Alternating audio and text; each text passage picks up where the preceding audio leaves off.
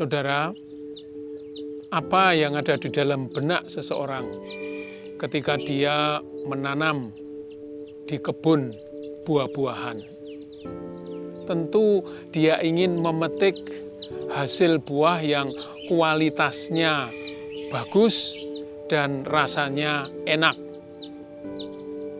Sebelum seseorang memetik dan merasakan hasil yang baik, dia perlu memenuhi kewajibannya, seperti menanam benih yang baik, menyiram, memupuk, memelihara, dan juga memagari kebun itu supaya tidak diganggu oleh berbagai macam binatang, supaya hasilnya baik. Itulah yang dilakukan oleh Tuhan. Dia membuka kebun anggur, dia menyiramnya, dia memeliharanya, dan dia juga memagari kebun itu. Umat Israel bagaikan kebun anggur yang diharapkan oleh Tuhan untuk bisa menghasilkan buah yang manis dan enak rasanya. Tetapi apa yang dihasilkan? Buah yang asam, yakni ketidakadilan. Bangsa Israel, umat pilihan itu tidak menghasilkan sesuatu seperti yang diharapkan. Mengecewakan. Sang guru kehidupan di dalam Injil juga berbicara tentang pekerja di kebun anggur. Para pekerja itu diserai tugas untuk mengelola kebun anggurnya, supaya nanti pada saat musim panen, sang pemilik kebun anggur boleh menikmati hasilnya. Yang diharapkan adalah tidak hanya hasil dari pohon anggur yang baik, tetapi juga tanggung jawab dari para pekerja itu. Apa yang terjadi, saudari dan saudara? Para pekerja itu ketika dia melihat orang-orang yang diutus oleh sang pemilik anggur untuk mengambil bagiannya, ketika dia mengirim utusan-utusan dan anaknya sendiri untuk mengambil panenan bagiannya, mereka itu dipukul, dianiaya, dibunuh. Singkat kata, para pekerja itu tidak menjalankan kewajibannya, tidak melaksanakan tanggung jawabnya dengan baik.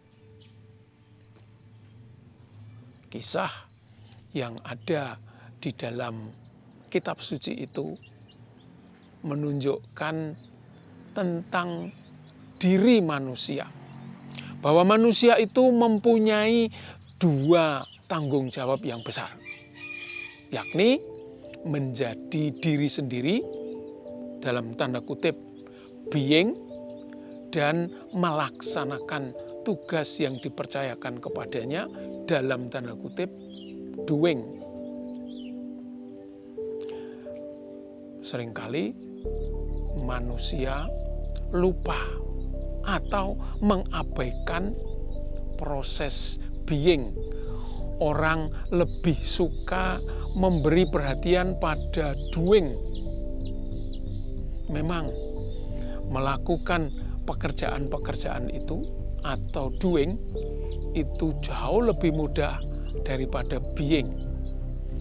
Orang lebih suka bekerja, mengerjakan ini, mengerjakan itu, dan mengukur dirinya bukan dari being dan keberadaannya, tetapi dari apa yang dilakukan.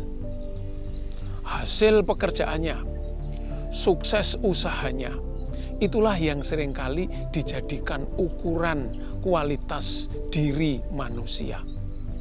Tentu itu tidak jelek.